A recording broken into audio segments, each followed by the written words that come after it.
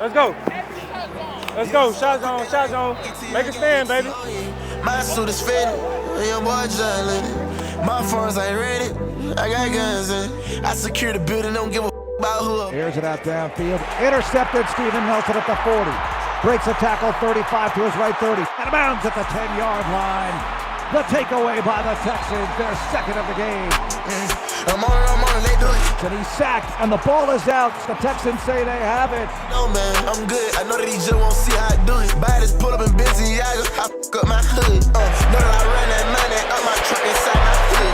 Start out this, I run her up inside with stolen goods. Put him up, hit him with the Glock, young. Late boy, better not try nothing. Okay, flood the whole block, young. Tell him hit the phone, he ain't got nothing. What you gonna do? Big B, he pulling up with. Come outside real fast, he'll drop something. We ain't got nothing. Strong have something. Number one owner, I come out that one. Do I shot something. Yeah, I got to stick for the cloud, the street. Fresher than I. Yo, what's poppin'? What's good, man? How y'all doing out there, man? Welcome back to the Corner Suite Podcast with your host, Steve Nelson, man. Before we get into this video, man, make sure you guys go ahead and subscribe and, like the video. Go ahead and share this thing ahead of time, man. We got some hot topics for today, man. Kansas City Chiefs, one of my former teams, the team that drafted me, is looking real shady, man. It's looking grim. In Missouri, man, it's looking grim. Arguably one of the best quarterbacks in the game, Patrick Mahomes. That offense, man, doesn't seem like the offense we're accustomed of seeing in the previous at least 3, 4, or 5 years. The dynasty, there's a lot of questions about, is the dynasty over or not? You guys got to tell me how you guys are feeling out there, man. I feel like, at 5-5, this team hasn't been this bad or this inconsistent, in a very long time. And I mean, I kind of got an inclination of what it may be. The players are getting a little older. We got Travis Kelce, future Hall of Fame tight end. He's all world. Everybody knows this and that. By the way, shout out to my boy Travis Kelce. He did have a resurgence of his old self, versus Denver Broncos, caught a lot of passes. It seemed like him and Mahomes had that, that legendary connection that they accustomed of having. But we haven't been seeing that in a long time, man. So the inconsistency, definitely is a glaring, for that offense, man.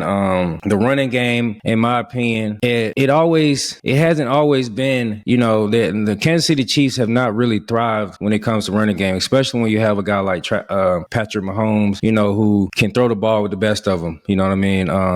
Travis Kelce is getting, he's kind of like a shell of himself. He's getting older. At this point, I think he's still very capable of going out there and putting up, big numbers, but it just, you can tell, man. And this is a natural thing, when it comes to older players. So it doesn't seem like they have like a true number one. Now they're trying to bring my guy Rashee Rice along.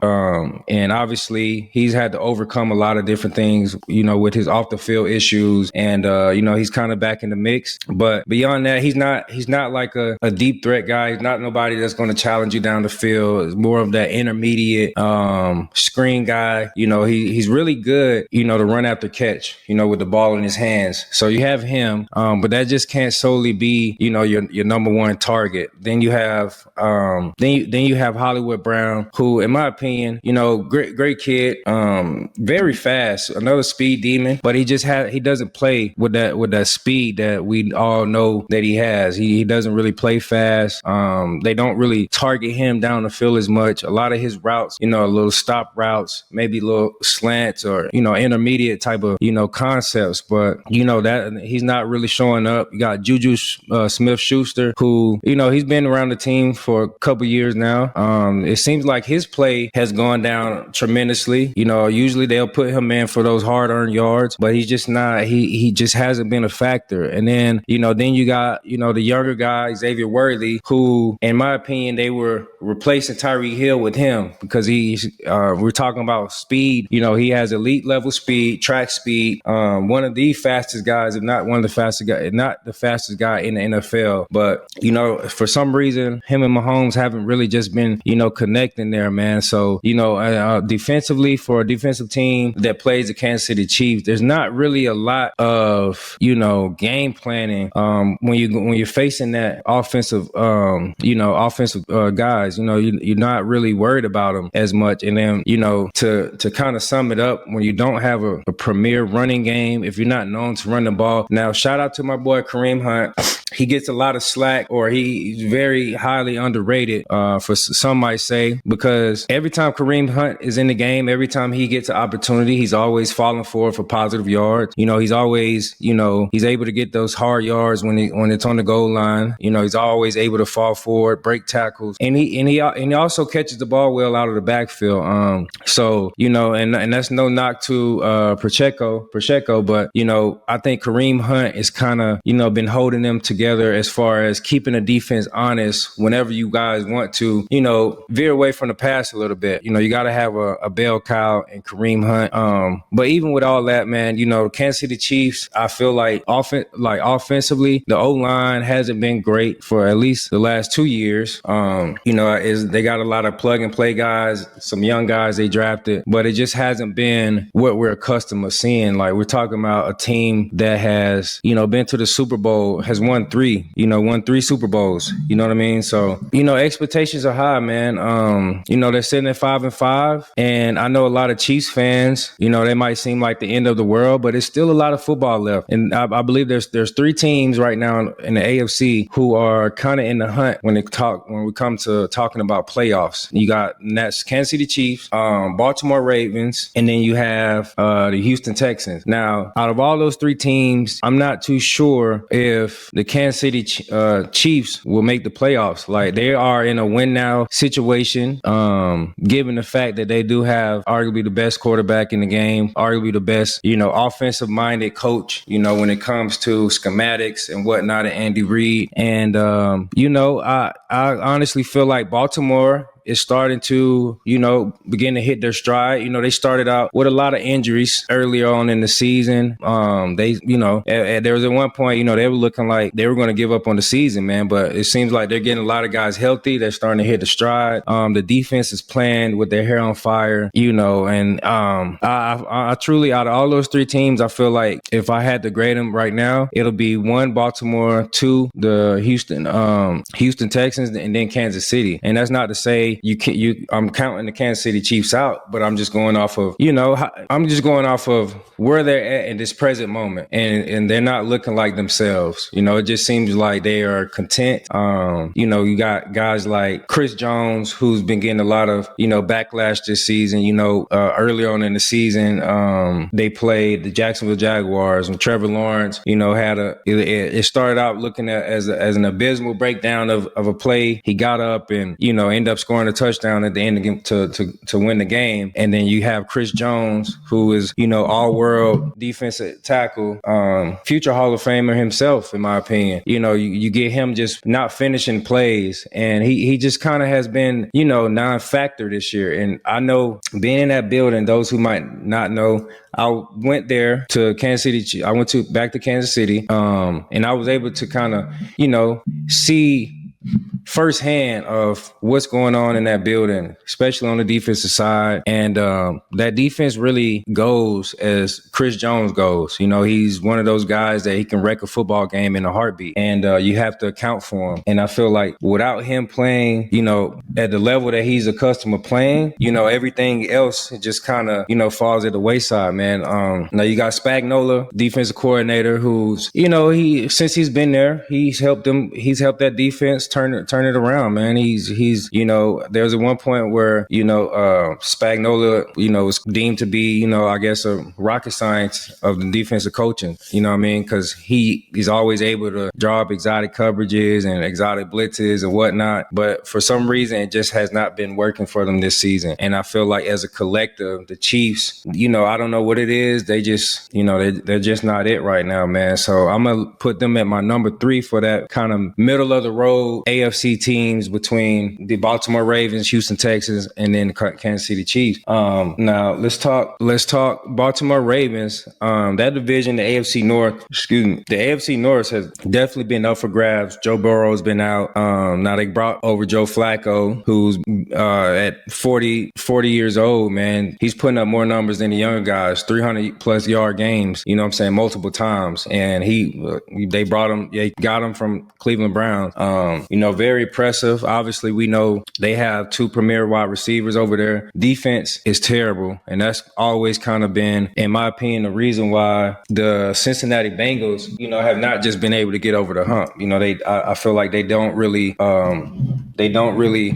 as far as putting their defense as a priority. They got a lot of money on the offensive side of the ball. This is a team sport. So, as general manager, owner, whoever, has the control button, that definitely is going to be, a downfall with the Cincinnati Bengals. And then we go over to my other former team, Pittsburgh Steelers. Pittsburgh Steelers, man, kudos to you guys for, fighting back and getting this dub, against Cincinnati Bengals, because we all saw that performance they put up, the first go around when they played the Cincinnati Bengals. And it seemed like, being the highest paid defense, like they just got shredded. Like they weren't even on the field by a 40-year-old Joe Flacco. But, that was real encouraging to see them bounce back, play physical, play real Steeler football. You got Jalen Ramsey out there. They moved him to safety, which I always told you guys all along that, he's not the cornerback that we all are accustomed to. He's a shell of himself when it comes to just locking up number one guys. We've seen him get it taken advantage of a few times. We've seen Jalen Ramsey being, exploited a few times whenever he's outside playing outside cornerback. Like I spoke earlier about older players. It just Father Time always has his way. And, I believe moving him to safety where, he actually played safety when he was in college. I think that's going to extend his career a few more years, just based on his skill set, very knowledgeable guy, physical, has ball skills. And I think, that was one of the, I think better moves that the Pittsburgh Steelers has made, because Steelers are a very, a stubborn type of football team. I mean, Mike Tomlin, when you have a coach that has, arguably in my opinion, one of the best resumes out there, future Hall of Fame coach whenever he's said and done. We all know that. Never had a losing season. It's hard to, make adjustments when things aren't just working. So, and speaking of Pittsburgh Steelers and that last, bout with the Cincinnati Bengals, Jamar Chase, man, what are we doing? I mean, spitting on the guy, I think, initially when it happened, he might have, told a little white lie about it, saying he didn't spit or whatever. But, one thing about this is 2025, man, we got all type of angles of video, and I just think that was a low character move and, hell of a player, all world wide receiver. And, one incident like that is easy to, kind of tarnish your name, your brand, so, hopefully, he makes that right with Jalen Ramsey. And if not, then, hey, man, that's on him. But I definitely think that was a very low character move. I don't care how angry you get. I'd rather throw a punch than spit on somebody. I don't care how mad I am. That's just very low level. That's like scum of the earth type of behavior, man. And that has no space in our league today. You know what I mean? That's very disgraceful, distasteful, and all those type of things. But shouts out to Mike Tomlin.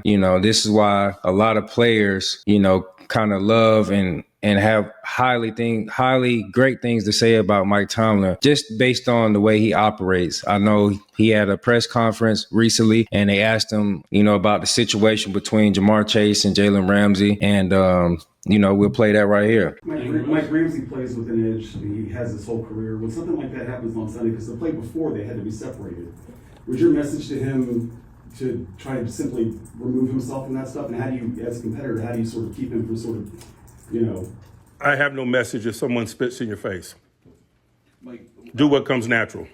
And, Mike Tomlin, straight up, man. He is straight shooter. He gonna tell it like it is, man. Hey, somebody spit on you. Hey, do what comes natural, baby. Do what comes natural. There's no really other way you can handle that, especially as a man, you have to defend yourself, because if that was in the regular world, that's an assault. That's assault, and it can go further than that. You don't put bodily fluids on somebody else just based on how you feel, especially not in the football game, man. So, shout out to my Pittsburgh Steelers, man. They got the dub. Hopefully they can piggyback off of that win. But it just seemed like everybody was clicking on that defense because, I've been highly critical on the way that the defense has been playing this season. It just looks like guys were just out there. They didn't know what they were doing. I don't know if that's, the scheme. Guys not really understanding. I don't know if they're not working hard enough. Maybe they're just the highest paid. They are the highest paid, one of the highest paid defenses. Maybe guys are just comfortable. You do have a lot of older vets on that team. It just kind of shows. So to see them go out there and play like a complete football game against Cincinnati Bengals, that was very inspiring, and I hope they can carry it on, man, because, these guys, in AFC North, they basically had everything, at their feet, or in the palm of their hands, with Lamar Jackson at one point being down. They're playing the backup, Joe Burrow being out, and then Cleveland Browns.